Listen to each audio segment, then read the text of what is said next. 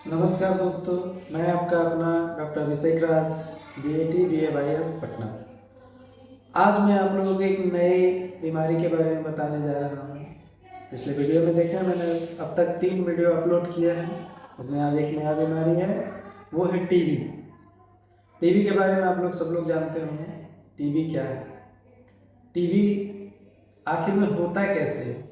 Tuberculosis. TB का मतलब tuberculosis होता है। टीबी पहले के दिन में ऐसा लगता था कि बहुत खास बीमारी है, बहुत बड़ा बीमारी है।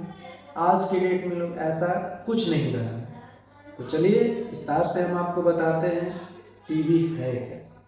टीबी एक प्रकार का बैक्टीरिया होता है। उस बैक्टीरिया का नाम माइक्रोकॉन्ड्रिया बैक्टीरिया होता है। माइक्रोकॉन्ड्रिया बैक्टीरिया के कारण हम लोग को टीबी होता है। चलिए पता कैसे चलेगा टीबी का लक्षण? लक्षण क्या है टीबी होने का? पता तो चलना चाहिए कि टीबी, आखिर में हम किसी को बोल दिएंगे टीबी, तो वो कैसे जानेंगे कि आखिर में टीबी है? तो हम इस बात से आप लोगों को अवगत कराएंगे कि टीबी कैसे होता है। चलिए सबसे पहले अगर टीबी किसी को है, उसको हल्का हल्का फीवर आता है, हल्का हल्का देखिएगा कि बॉडी हीटनेस रहेगा, अंदर से कमजोरी फील होगा। अगर अंदर से एकदम लगेगा कि जैसे अब हम कुछ नहीं कर पाएंगे, एकदम सुस्त मन लगते रहेगा।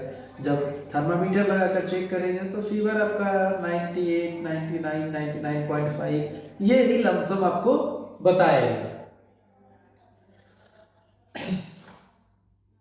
इसमें अभी बताया जो माइक्रोबैक्टीरिया जो होता है ट्यूबरकुलोसिस का, तो वो लंग्स पे इफेक्ट करता है। अगर किसी एक पार्ट को डैमेज करता है तो उसको एक्स्ट्रा पल्मोनरी ट्यूबरकुलोसिस कहते हैं।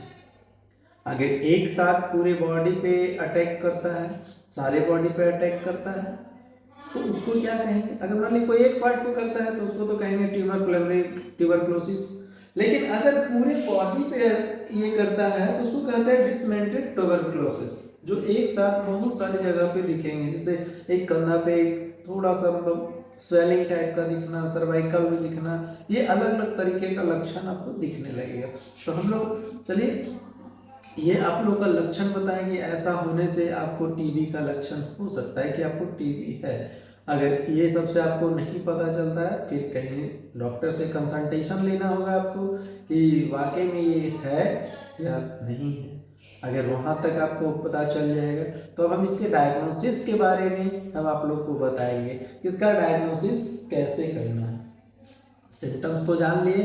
सिम्टम्स में हम आपको 5 लक्षण बताए: हल्का हल्का फीवर, थकावट, भूख का नहीं लगना, वेट लॉस, खांसी। कभी कभी खांसी में देखेंगे कि आप लोग कि उल्टी टाइप का आ जाता है, वोमिटिंग होता है, उसमें ब्लड, वोमिटिंग के साथ ब्लड आ जाएगा।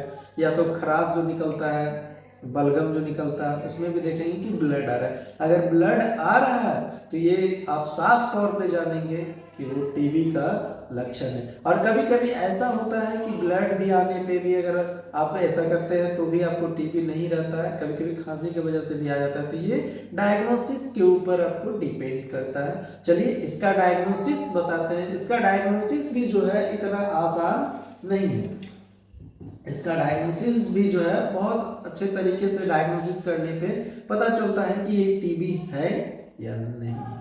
तो ये आपको हम आपको इसका डायग्नोसिस बताते हैं कि आप कैसे करके खुद से डायग्नोसिस कर सकते हैं। तो आप देखेंगे सबसे पहले इसमें स्पुटम का टेस्ट करवाएंगे। स्पुटम टेस्ट कराने से आपको ये पता चलेगा कि बलगम, जब बलगम का जब जांच होगा तो इसको आप सदर, आपका जो सिविल हॉस्पिटल है सदर हॉस्पिटल, वहाँ जाके आप करा सकते हैं। तो हर एक जगह पे टीबी का जांच अवेलेबल हो गया है, तो आप वहाँ जाके स्पुटम का जांच करवा सकते हैं। दूसरा, अगर स्पुटम से भी आपको नहीं समझ में आ रहा है, स्पुटम नेगेटिव है फिर भी अगर टीबी है, तो फिर आपको चेस्ट एक्सरे देखना होगा।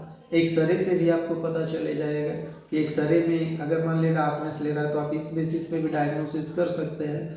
अगर एक्सरे और इसमें नहीं आ रहा है तो आपका टेक्निक, अब आधुनिक जमाना आ गया है, आप आधुनिक बहुत सारा ऐसा चीज़ है जिससे आप पता कर सकते हैं। जैसे इसके बाद एक मंटू टेस्ट होता है, मंटू टेस्ट में भी आप पता कर सकते हैं कि आपको टीबी है या नहीं है। दूसरा, अगर इसमें भी अगर आपको नहीं आता है तो एक टीबी गोल्ड आता है, टीबी गोल्ड।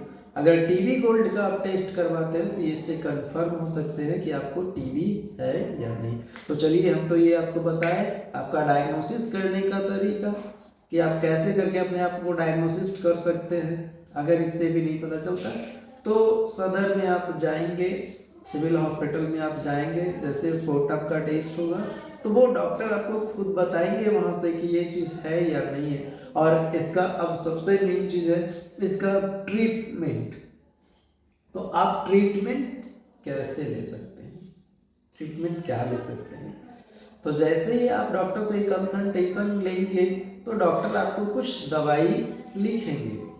पहले तो सारा वो डायग्नोसिस करेंगे, उसका जांच करवाएंगे कि आपको वाकई में टीबी है या नहीं है।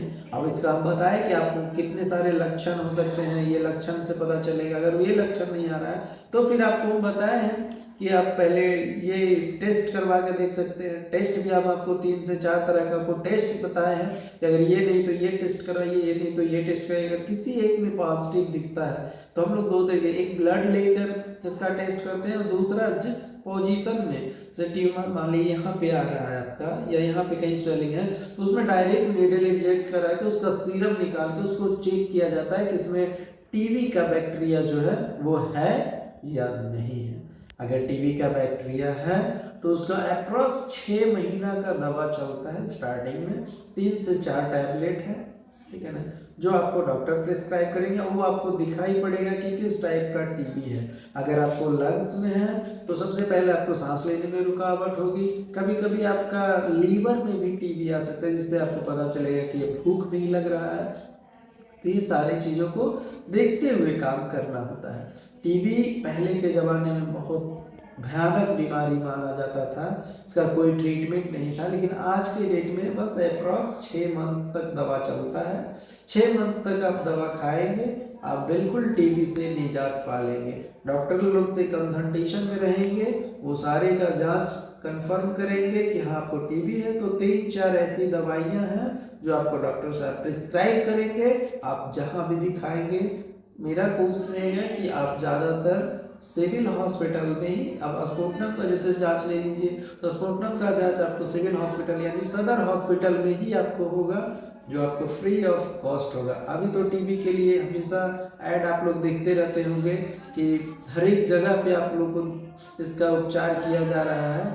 और इसलिए आप लोग ज़्यादा से ज़्यादा कंसल्टेशन रखें कि जैसे आपको लगे कि नहीं टीबी का कोई भी लक्षण हो तो आप सदर हॉस्पिटल में संपर्क करके और अपने अच्छे से डायग्नोसिस करा सकते हैं। और उसके बाद मैं आप लोग को एक राय दूंगा कि आप लोग दवा जब स्टार्ट करेंगे तो अप्रॉक्स 6 मंथ तक कंटिन्यूअस खाएंगे। ऐसा नहीं, तो लोग करते क्या है कि 1 मंथ में कुछ भी हुआ, 1 मंथ अगर दवा खाए, आपको राहत मिल गया, धीरे धीरे दवा छोड़ देते हैं। इससे क्या होता है कि दोबारा टीबी होने का चांसेस बन जाता है।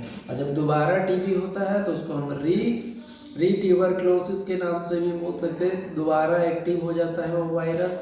इसलिए हम आपको कहेंगे कि नहीं, अगर आप दवा आपका स्टार्ट करते हैं डॉक्टर साहब तो आप उसको कंटिन्यूअस 6 मंथ तक आप रेगुलर उसको रखें। अगर आप ठीक हो गए उसके बावजूद भी, नहीं ठीक हुए उसके बावजूद भी, 6 मंथ में आपका पूरा ट्यूबरक्लोसिस का जो बैक्टीरिया होता है, माइक्रोबैक्टीरिया, वो जो है डिस्ट्रीब्यूट हो जाता है, वो मर जाता है।